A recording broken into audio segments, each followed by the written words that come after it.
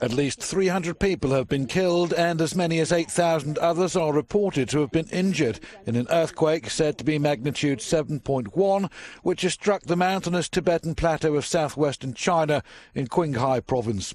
Witnesses say a series of quakes and aftershocks have caused low brick buildings, common in the region, to collapse.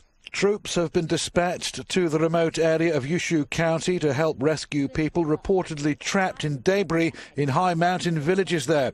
It's feared many residents could be left without shelter in temperatures that plunge below freezing overnight at high altitude. The lack of a nearby airport is likely to hamper delivery of vital aid such as tents and medical equipment.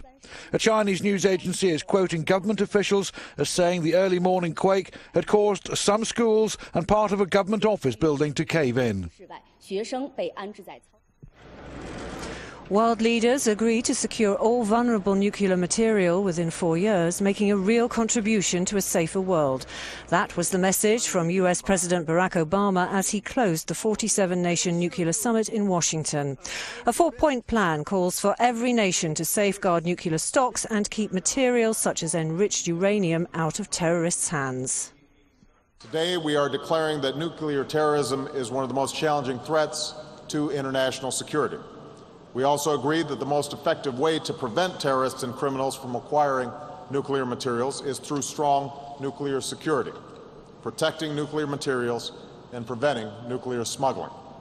However, the final communiqué included no mechanism to enforce the measures. Obama also used the summit to garner support to isolate Iran over its nuclear program.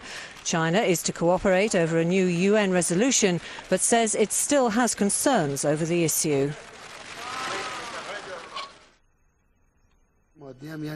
Iran's President Mahmoud Ahmadinejad has made a surprise move towards the US and called on Barack Obama to improve ties with his country.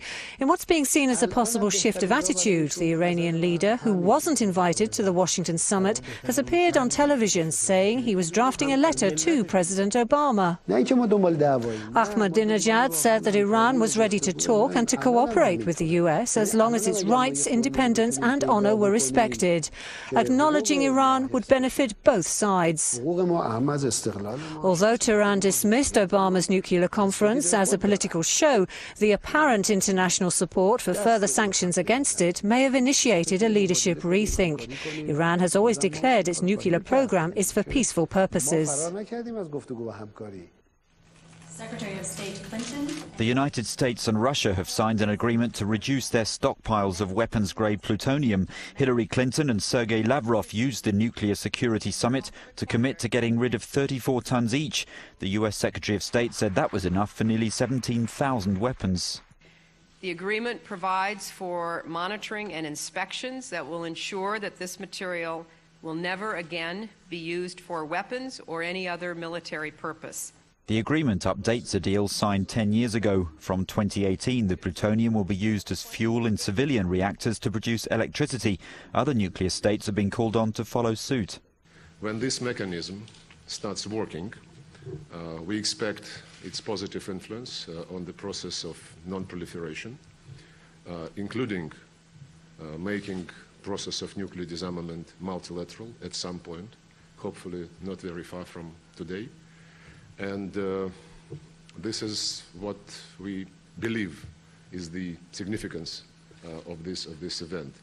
The Russians put the cost of their operation at 1.8 billion euros. Meanwhile, both Ukraine and Mexico have made moves making it harder for their highly enriched uranium to be used for nuclear weapons.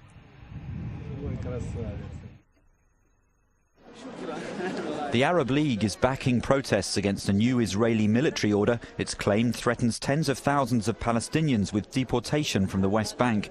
Palestinians demonstrated in Ramallah to denounce the measure, which human rights groups say puts at risk anyone who doesn't hold an Israeli permit. But the Israelis deny they intend to carry out mass expulsions.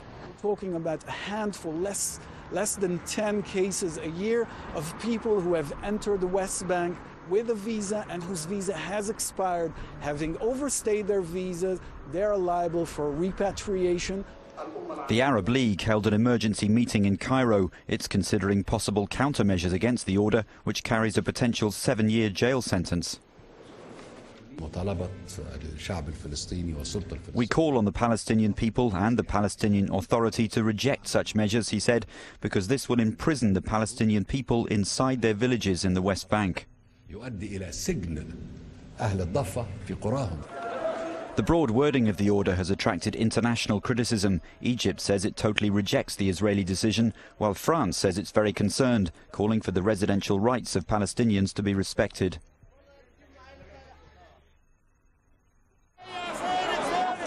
In Cairo, one person was detained and several others injured during clashes between opposition protesters and police.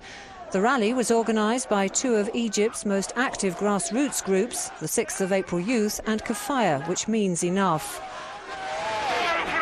Scuffles broke out when some of the demonstrators tried to break through a police cordon.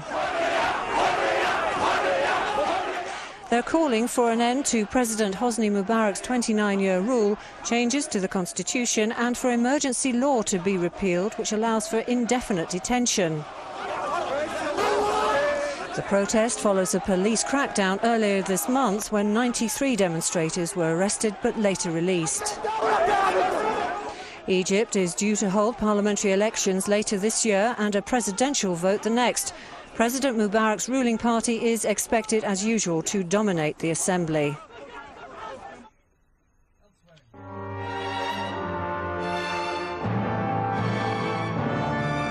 A service in Warsaw's St. John's Cathedral to pay tribute to the Polish president and the other victims of the Russian air crash. Many ex-Polish leaders were in the congregation.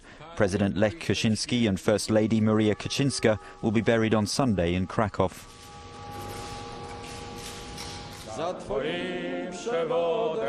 A special joint session of Parliament saw politicians, their families and religious leaders pack into the chamber to honour the victims. Bunches of flowers and photos of MPs who died in the crash were placed on their vacant seats. The date of the next presidential election is to be announced shortly. At the presidential palace, mourners have been continuing to file past the coffins of the president and his wife as they lie in state.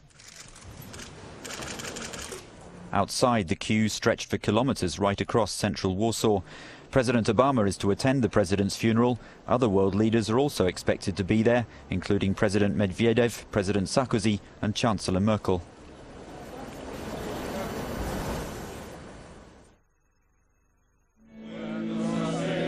A senior Vatican official's comments linking homosexuality with paedophilia have brought a wave of indignation worldwide. Gay rights activists and politicians have condemned Cardinal Tarcisio Bertone for his interpretation of the Catholic Church's child sex abuse scandals. The Pope's number 2 on a visit to Chile laid the blame on gay sexuality, not celibacy. Many psychologists and psychiatrists, he said, have shown that there is no link between celibacy and paedophilia. But many others have shown, and I've been told recently, that there is a relationship between homosexuality and paedophilia. I read it in a document written by psychologists. That's the truth. The Vatican didn't mention the Cardinal's comments in its official report on the press conference. Gay rights groups accused him of trying to shift attention away from crimes against children and onto homosexuality. Paedophilia is a crime, and it's also one of the most hideous crimes we know. So I believe that all efforts should be directed not at releasing statements which are neither useful nor solve the problem, but at driving out paedophiles and bringing them to justice. Cardinal Bertone's comments came as the Vatican continued trying to limit the damage done by the sex abuse scandals. It's defended its handling of them and has published guidelines on how to deal with new cases.